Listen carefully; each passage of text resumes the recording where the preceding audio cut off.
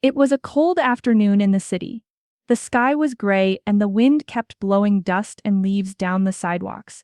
People walked fast, their faces buried in scarves, eyes glued to their phones, or lost in their own world. Cars honked, buses roared by, and the street buzzed with noise like usual. A teenage girl stood near the corner of a busy store, leaning against a wall. Her hoodie was pulled up, thumbs tapping on her phone. She had nothing important to do, just scrolling through videos and checking her feed. Everything felt boring. Same dance trends, same jokes, nothing new. Then something caught her eye. Across the street, an old woman was struggling. She had a few shopping bags hanging from her arms and was dragging a large trunk on wheels behind her. The trunk looked heavy, maybe even broken. It kept tipping to one side, getting caught on cracks in the sidewalk. She looked tired, really tired, and moved slowly, step by step. The teen lifted her phone, watching through the screen now. What is she even doing? She mumbled to herself. A small part of her was curious. Another part felt annoyed. Why would someone like that come out alone with all that stuff? It was kind of ridiculous. She pressed record. The teen zoomed in a little as she filmed. The old woman's hands were shaking, and her steps were slow. Every few feet, the trunk would get stuck or tip, and the woman would have to stop, adjust her grip, and pull again. It looked like a real struggle. People passed by without saying a word. One man in a suit glanced at her and then looked away like he didn't see anything. A woman with earbuds walked right around the trunk, not even slowing down. A group of kids laughed as they walked past, but didn't stop to help. It was like the old woman was invisible. The teen kept filming, her phone steady in her hand. She smirked a little. It wasn't the kind of video that was supposed to make people laugh out loud, but it was weird enough to get some attention.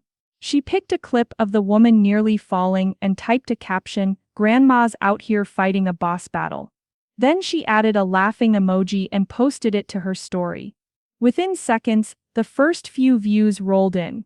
A friend sent a crying, laughing face. Another replied, "Bro, why is she dragging that?" The teen smiled to herself. Finally, something to break the boredom. She watched the woman struggle a little more and considered filming a second clip. This time the woman had stopped to adjust her coat and rest her hands. She looked around, probably hoping someone might help, but no one did. The teen hesitated for a moment. Something about the woman's face made her pause. She looked determined. Not just tired but focused, like she had a reason to keep going. But the teen shook it off. "Whatever," she muttered, tapping her phone again. The second video went up. The old woman took a deep breath and leaned over the trunk again. Her face was pale and her hands gripped the handle tight. She pulled with all her strength, dragging it over a cracked part of the sidewalk. The trunk bumped hard against the concrete, nearly tipping over again. The teen kept watching, but now something felt different. The woman didn't look like someone who was about to give up. Every time she stumbled, she caught herself. When the trunk slipped from her hand, she didn't cry or yell, she just bent down slowly, picked it up, and tried again. People kept passing by. One man in a puffy jacket actually stepped around her like she was in the way. A younger woman looked at the trunk, looked at the old woman's face, then quickly turned her head and kept walking. The teen felt a small knot in her stomach. She had thought this would be funny, but now it was just sad and kind of strange. Why didn't anyone help? Why was the woman doing this alone? She clicked her screen and watched the video again. Her friends were still reacting. More laughing emojis. One person wrote, "She needs to go home." Another added, "Why's no one helping though?" The teen frowned. She didn't like that last comment. It made her feel weird, like maybe she was part of the problem. But still, she didn't stop recording. The woman paused again, leaning over the trunk. Her breathing was heavy, but she didn't look scared. She looked stubborn, like she was on a mission. Then, without saying a word, she started moving again, one step at a time, as if something important was waiting for her at the end of the block. The teen lowered her phone a little. There was something about the way the woman moved, like she'd done this before. Like she was used to people ignoring her. Like she knew no one would offer help, and she decided she didn't need them to. The teen didn't smile this time. She just watched, confused. The cold air bit at her fingers, but she didn't go inside. She wanted to know where the woman was going and what was inside that trunk. The video was spreading fast. The teen kept refreshing her feed, watching the numbers climb. Dozens of views. Then hundreds. Comments poured in, some funny, some harsh, a few even cruel. People were making jokes about the woman's age, her clothes, and how she walked like a zombie dragging treasure. At first, the teen laughed along quietly, feeling proud. Her phone buzzed with notifications. A few of her classmates shared it to their own stories, adding captions like, "What is she even carrying?" And "Somebody help Grandma Far." But not every comment was funny. One said, "This is actually sad. Y'all ever think maybe she's doing her best?" Another asked, "Why didn't you help instead of filming?" The teen's fingers froze over the screen. She clicked off the app and looked back across the street. The woman was still going, still dragging the trunk. A few people nearby had started to whisper. Two teenage boys stood outside a store, watching her. One of them pointed at the trunk and laughed. "She's all over TikTok," the other one said. "I saw her like 10 minutes ago." The old woman didn't seem to hear them. Or maybe she did and just didn't care. Her chin stayed up and her eyes stayed focused. She reached a crosswalk and stopped, waiting for the light to change. Her hands resting on the trunk like it was part of her. For the first time, the teen wondered if the woman knew she was being filmed. Maybe she'd seen the phone.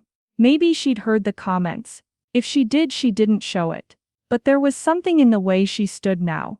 Strong, quiet.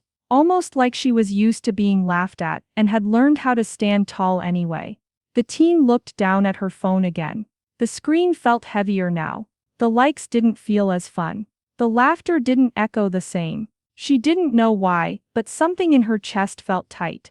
And she couldn't stop watching. The old woman finally reached a small building with a faded sign that read Community Arts Center. She stopped outside and wiped her forehead with a shaky hand. Her coat was dusty and her shoes looked worn out from the long walk. Still she stood tall. The teen crossed the street slowly, keeping a little distance but not recording now. Her phone was still in her hand, but she didn't raise it. She just watched. The woman bent down and unzipped the side of the trunk. The zipper stuck for a moment, but she tugged hard and it came loose with a snap. Then she opened it fully. Inside the trunk weren't clothes or random junk like everyone thought.